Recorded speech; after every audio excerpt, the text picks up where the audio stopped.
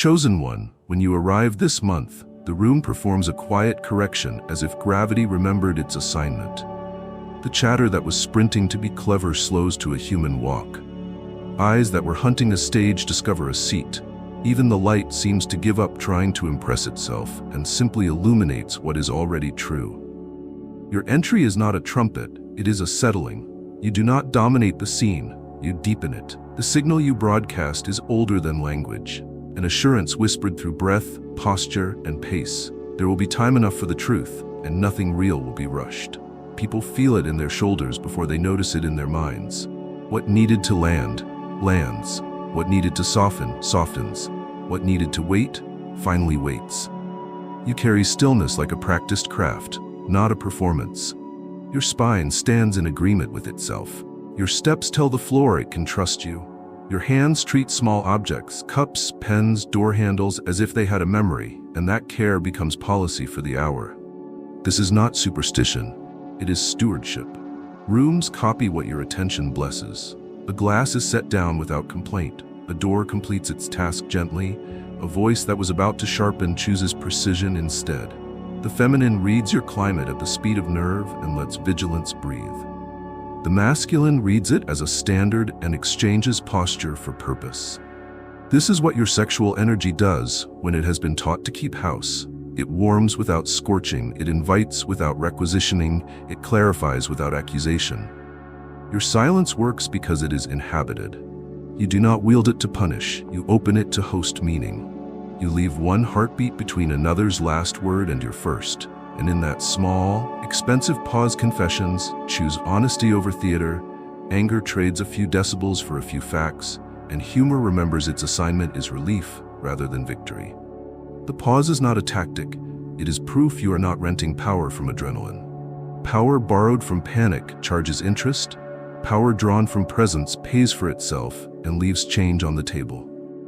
In that economy, people stop auditioning for each other and begin contributing to the thing at hand. Your eyes obey the same law. They return what they see instead of harvesting it. They do not pry, they welcome. They do not invoice, they affirm. A person under such a gaze remembers that being seen is not the same as being used. Boundaries become beautiful architecture rather than barricades. A no is a complete sentence and keeps its dignity. A yes arrives prepaid and requires no footnote. A not yet is treated as timing rather than a puzzle to solve. Your heat is visible, human, unashamed, and governed. That governance is what turns attraction into trust and desire into direction. Order follows you because you refuse to counterfeit urgency. You sort before you surge.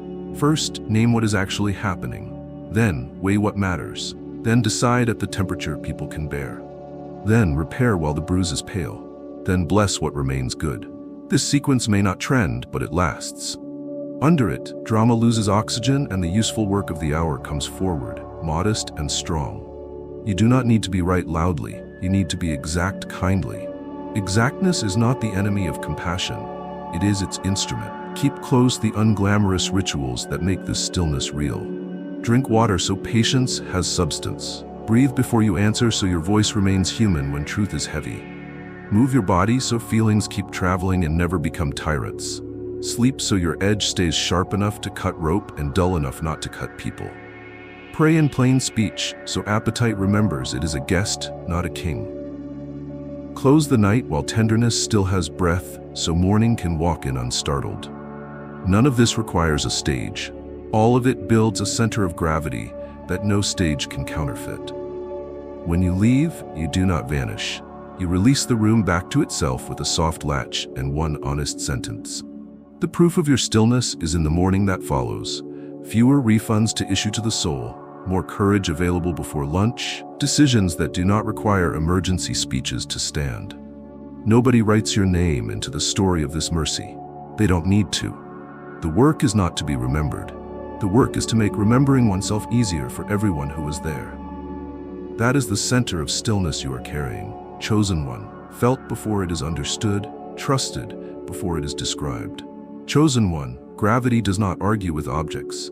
It invites them to obey their nature. Your presence has become that invitation. You enter, and the scattered parts of a moment gather themselves. The unmoored find a shoreline. The impatient remember that speed is not the same as progress. The proud realize that poise outlasts performance. This month, your sexual energy is not thunder. It is a tide. It moves everything that should move and leaves everything that should stand. The pull is quiet, continuous, undeniable, and it is born from peace, not pressure. What draws people is not your hunger. It is your harmony. Your body and your word are on speaking terms. Your timing respects the cost of attention. You do not chase a gaze, you hold a standard. You do not audition for loyalty, you embody reliability. The feminine senses, often before she can phrase it, that your warmth does not carry an invoice. She feels bright without being requisitioned to decorate your myth. She brings range instead of armor because range is finally affordable. The masculine senses that your steadiness cannot be bribed by spectacle. He straightens without stiffening and chooses usefulness over theater because usefulness has value again in your orbit. This is magnetism as hospitality, not conquest. Your presence edits the room through the smallest channels. Breath sets the metronome. Pace writes the paragraph. Tone decides the altitude. You refuse to rent attention to panic, so panic cannot pay its usual wage of chaos. You refuse to trade on sarcasm's discount laughter, so dignity remains solvent. You refuse to crowd the hour with your importance, so everyone's importance can report for duty. In such a field, lies tremble, pretenders shrink, the honest thrive. Not because you punished anyone, but because your gravity made fakery too expensive to maintain. Desire under this governance is precise. It does not market itself. It makes conditions where closeness can be clean if chosen and harmless if declined. Your yes is offered without collateral. Your no lands without humiliation. Your not yet is honored without interrogation. You read consent in breath and posture before language is asked to carry it. And when language arrives, you honor it, even if it disappoints your appetite. This literacy is what the body hears first, and it is why trust accrues without campaign or speech. The pull of presence is not a trick. It is the reward of discipline. Conflict behaves differently around you because attention in your care has a job. You remove the audience from the quarrel. You put the problem on a table where hands can touch it. You speak in sentences the size of the break. This happened. This stops. This is repaired. This remains good. Fury, deprived of its parade, changes into information. Information can be arranged. Arrangement can be repaired. People who expected a battle find a workshop and leave carrying tools instead of trophies. They think better of themselves afterward. And that is how you measure leadership now, by how much self-respect survives the solution. Your humor obeys the same physics. It ventilates the room without puncturing anyone's face. You aim at the knot, not the person tangled in it. Laughter becomes oxygen instead of a weapon. Tight shoulders discover their range. Voices return to a register they can live with tomorrow. There is a reason your presence draws a crowd even when you do not court it. They leave larger without leaving anyone smaller. Gravity that protects is the only kind worth having. Keep your orbit clean with practices too ordinary to post. Be on time so trust knows where to stand. End on time so tomorrow remains funded. Name the hidden hands while there is still music so resentment has nothing to eat. Decline gossip's cheap calories and return the hour to what can be built. Set the cup down kindly so anger learns another method. Touch sunlight, drink water, walk off the noise that wants to become a personality. Call a friend before you call an old pattern. These small fidelities are the mass that gives your presence its pull. You will know your magnetism is peace-born, not ego-made, by what happens after you go. Voices keep their human volume. Boundaries stay beautiful. Credit keeps moving in the right direction without supervision. A no does not have to explain itself to remain respected. A yes arrives paid. Doors close gently, as if the building learned your manners. People breathe easier without being able to say why. They do not need to say why. Gravity is measured by the orbits it makes possible, not by the noise it makes announcing itself.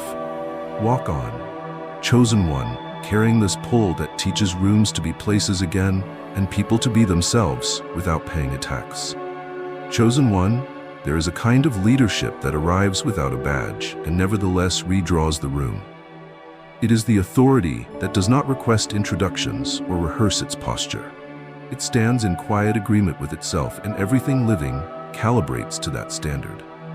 You carry that authority now. People who entered ready to compete discover they would rather contribute.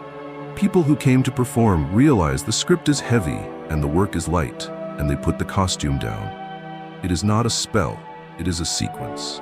Your breath sets a tempo that makes panic too expensive to purchase. Your pace turns the hour from a stage back into a place. You learn to lead by proving to your own body that it could trust you. You showed up when you said, not to harvest applause for punctuality, but to keep faith with the invisible hours that prepared the moment. You end while kindness still has breath, not to be severe, but to protect tomorrow from being conscripted into tonight's vanity. In between, you speak at a human volume that lets truth arrive intact. Under that weather, fear stops lobbying for exaggerated gestures and begins to cooperate with accuracy. This is why people listen before you speak. They can feel that your attention will not be rented to spectacle or bartered for status. They sense that outcomes matter more to you than optics, that mercy has a seat at your table, and that dignity is not a discount you will ever offer even to win. Your sexual energy is the current beneath this unspoken authority, and its power is not in how loudly it advertises itself, but in how cleanly it is governed. It is flame that remembers the hearth. It makes the air warm, not thin. It invites without requisitioning. The feminine reads this instantly. Her nervous system steps down from vigilance because she is not being billed for being radiant. The masculine reads it as a summons. His shoulders stop broadcasting and start carrying because utility, not theater, is the currency in your orbit.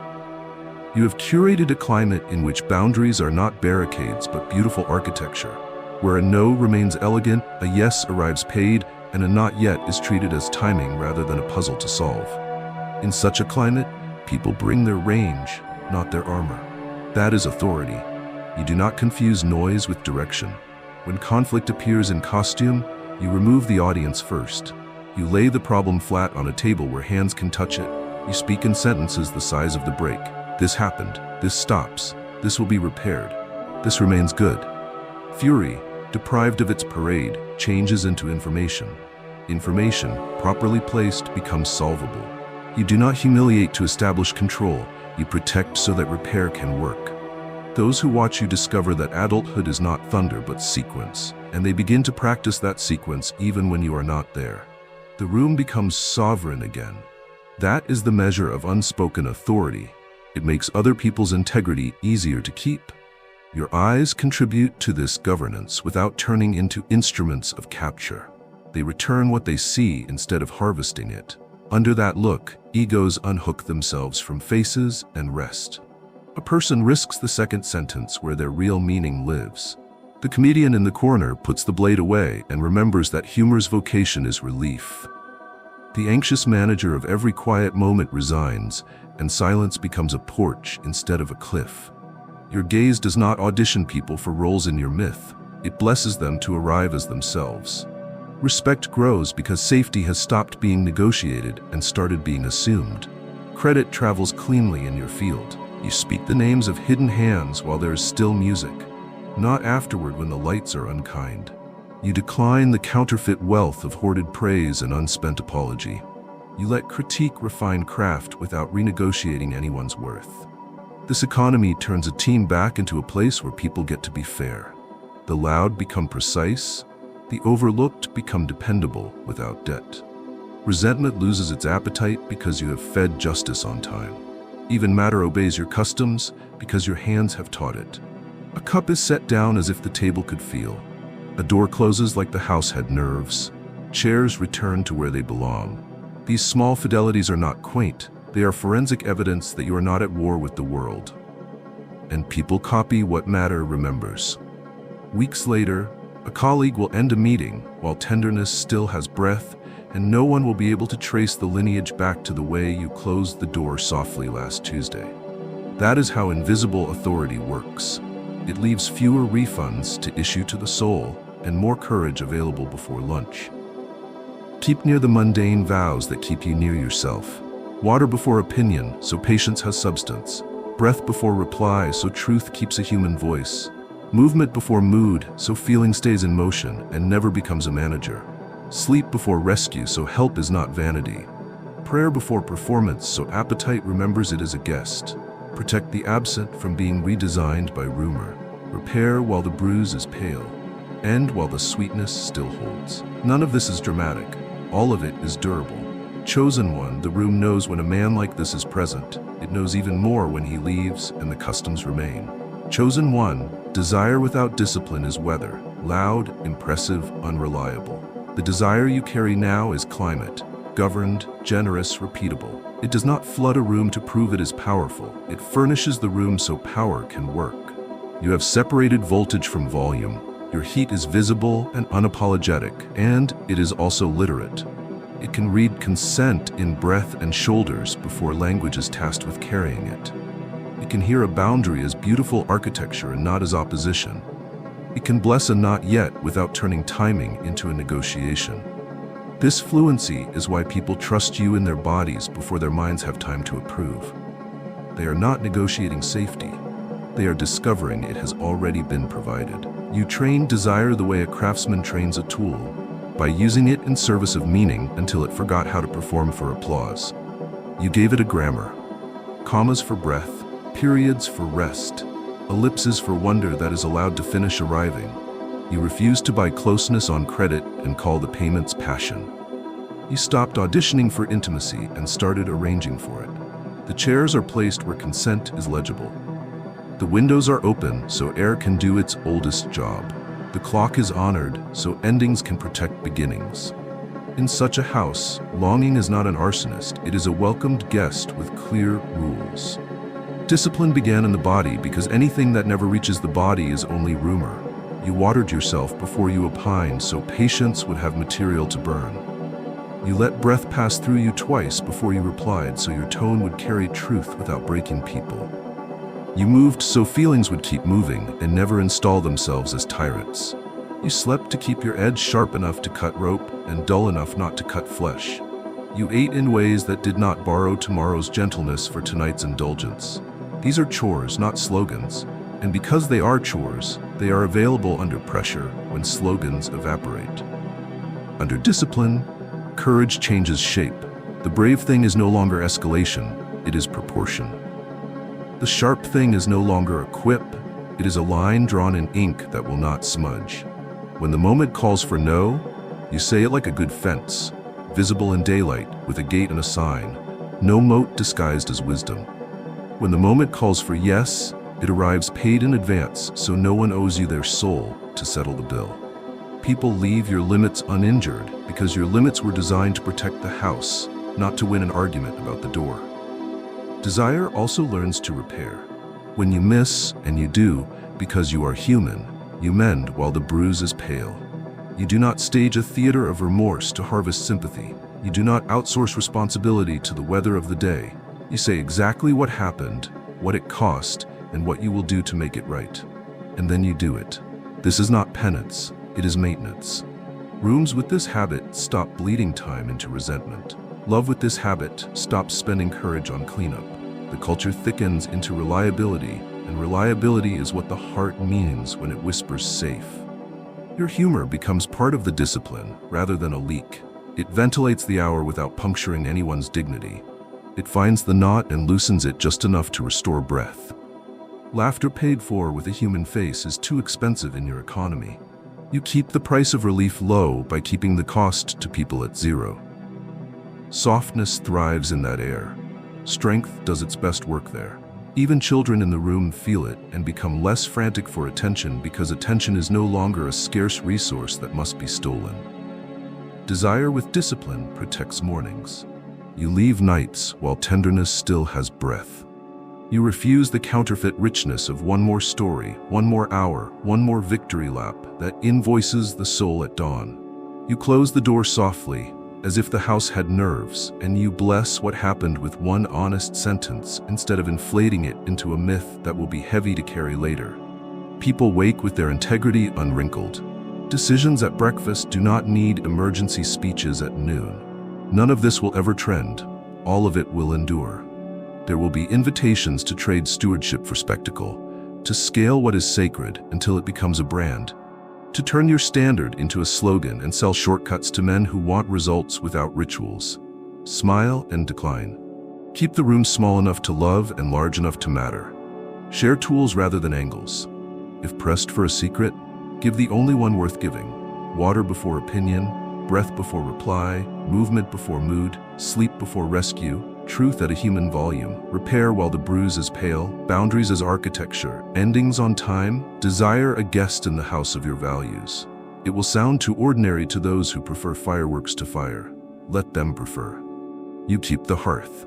You will recognize that desire has been well governed by what remains when you are gone. Voices keep their human volume. Boundaries stay beautiful without your supervision. Credit continues to travel to the right hands while there's still music. A no does not require a footnote to be honored. A yes arrives paid. The door closes softly. Someone sets a cup down as if the table could feel. No one thinks to connect these mercies to you, and that is right. Discipline worthy of trust makes goodness repeatable without the man who modeled it. Chosen one, that is your mastery now. A warmth that invites, a gravity that steadies, a desire that serves the very life it longs for. Chosen one, protection is not what your hands do at the last second. It is what your presence does from the first breath.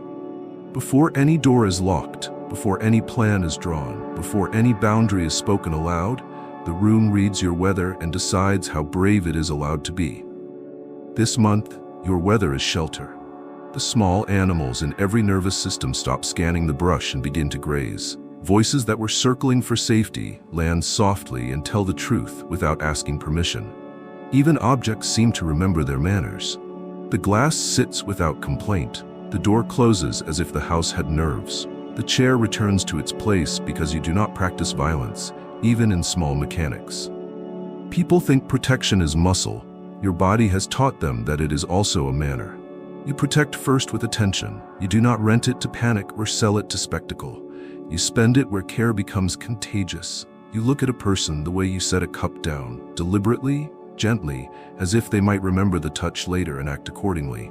That look returns what it sees instead of requisitioning it. It neither hunts nor hides, it hosts. Under that gaze, boundaries become beautiful architecture rather than barricades. A no keeps its elegance. A yes arrives without debt. A not yet is allowed to be timing rather than a riddle you're trying to solve. The body hears this grammar before the mind finds words. The feminine relaxes her audit of exits and brings her full weather. The masculine stops broadcasting and starts carrying. Suddenly, the room is a place, not a stage. Your sexual energy, governed and warm, is the heart that makes this possible. Untended heat devours, tended flame invites. You do not turn desire into pressure or admiration into attacks. What you offer is proximity without conscription.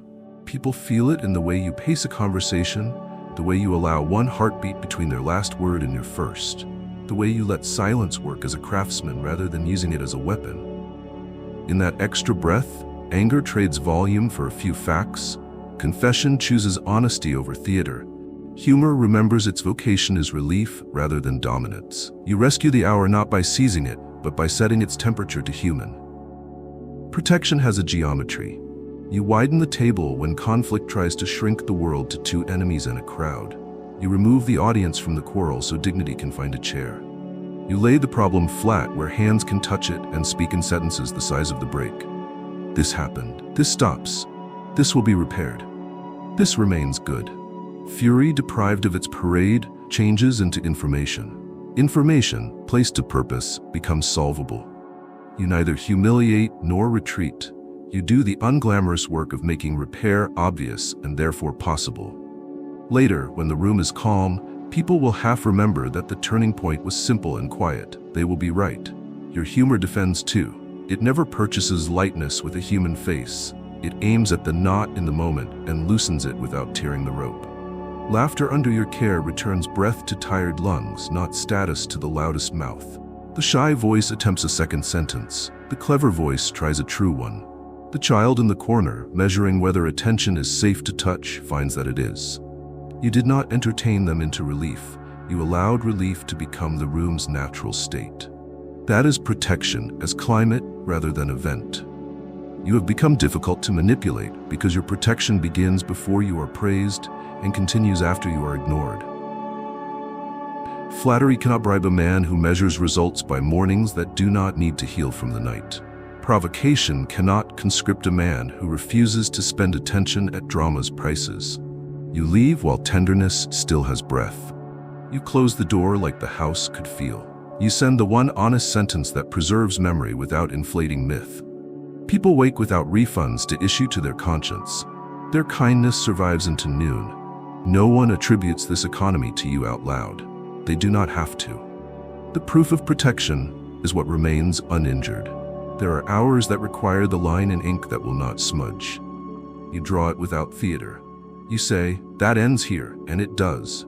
Not because you grew loud, but because you have been consistent long enough that your quiet has weight. Even those you oppose recognize that you left them a path back. This is the difference between the strong and the merely forceful. Force wins a moment. Strength preserves a future. You choose the future. You will not salt the earth to harvest applause. Your rituals keep this atmosphere alive. You give your patients something physical to burn by drinking water before you opine. You keep your tone human by letting breath pass twice before reply.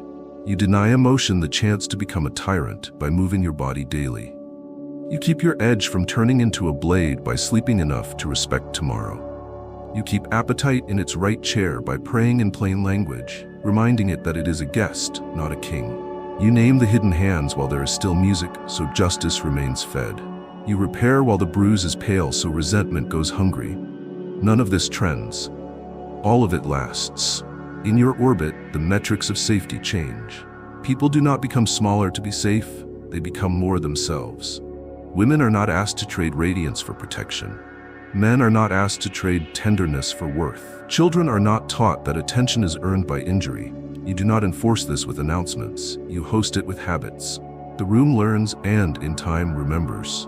Weeks after you are gone, a door closes softly. A joke refuses to invoice a face. A no is treated as beautiful architecture. A yes arrives paid. No one calls your name as the reason. They do not need to. The work is done when protection becomes custom. Chosen one, command that needs a drumline is campaigning, not leadership. Yours has retired from performance and chosen proportion. You are no less decisive, you are simply more exact. The room senses it immediately. The crowded hurry of other people's anxiety stops trying to live inside your lungs. Meetings that wanted to be courtrooms remember they were called to be workshops. People who came to win discover they would rather complete. This is not charisma bending will. It is coherence bending noise. Quiet command begins with kept promises at unremarkable hours.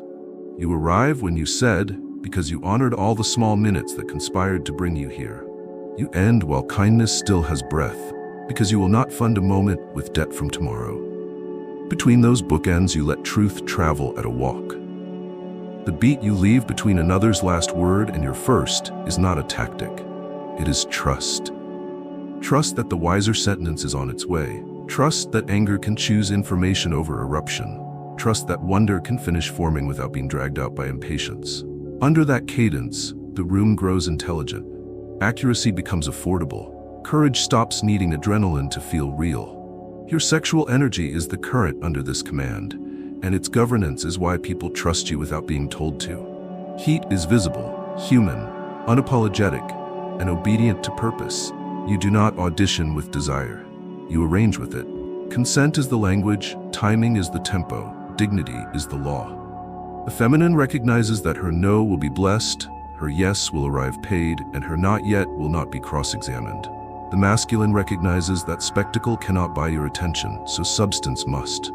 In such a climate, performance runs out of oxygen. Work, blessedly, does not. The sentences you choose are tools, not trophies.